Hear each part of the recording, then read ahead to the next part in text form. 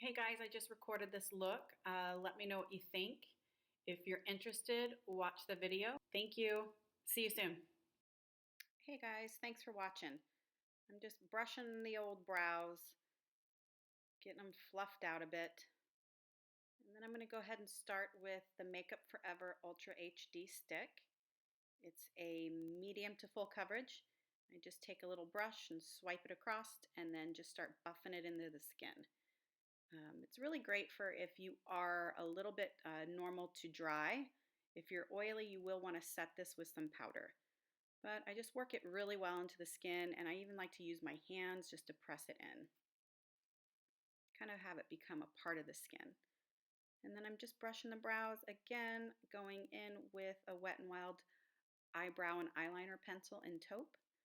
The texture is really great. It's a little bit on the waxy side, but it kind of holds the hairs in place and kind of accentuates that kind of feathery look, which I really do like. Then I'm going to go in with my Fit Me Maybelline concealer, just kind of add some brightness through the center of the face. So I just mainly concentrate under the eyes, and then whatever's left on my little beauty blender, I just kind of take through the center. Sometimes I'll just even hit it down the nose. After that, I give my lashes a little bit of a curl. I like to do that, just kind of lifts the lashes. And then I get into starting the eye makeup. I'm using the Charlotte Tilbury Vintage Vamp palette. Love this. It's got some burgundies, some soft pinks. I'm also using some NYX pencils.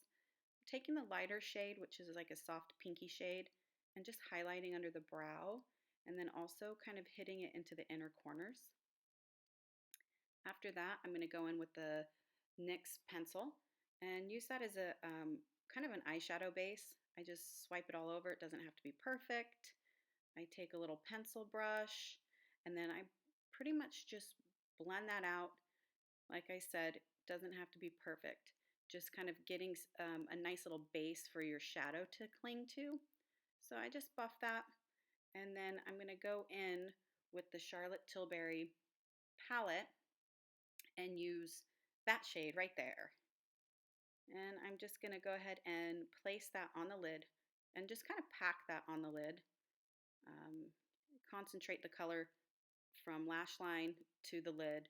I don't pull it into the crease yet.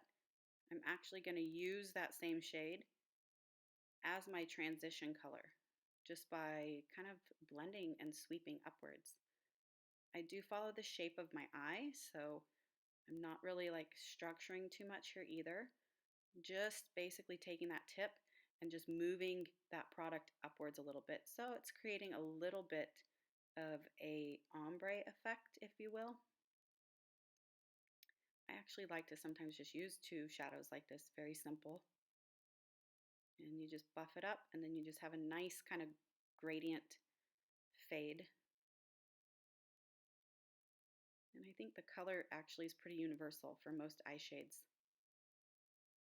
After that, I'm going to go in and take that pencil and pop a little bit into the lash line underneath the eye. And then just buff it out, keeping it soft. Then this is a little bit of a darker shade, and I just pop that right against the lash line just to give a slight definition, but still I'm going to go in with that little brush and just soften it out. I don't want any hard lines, hard edges. I want everything super blown out and soft and sultry and smoky. I'm layering my mascaras, the Extreme Dimension and the Extended Play on the lower lashes. That stuff's great. It actually stays put, doesn't smudge, flake, or run. And the Extended Play actually is pretty easy to remove with warm water. Sometimes I'll even just use that on the top. Kind of helps to hold the lashes too.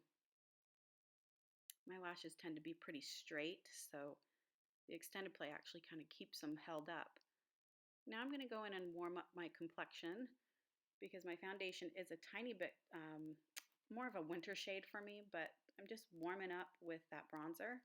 And it's a little bit more of a rosy tone, and it's got this really pretty ethereal feeling. It gives a nice glow, but not chunky particles.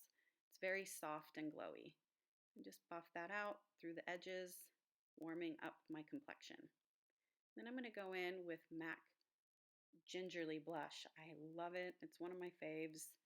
I hope they still make it. I don't know. And I just pop that on my cheeks and just blend it out, kind of connecting it into the bronzer a little bit.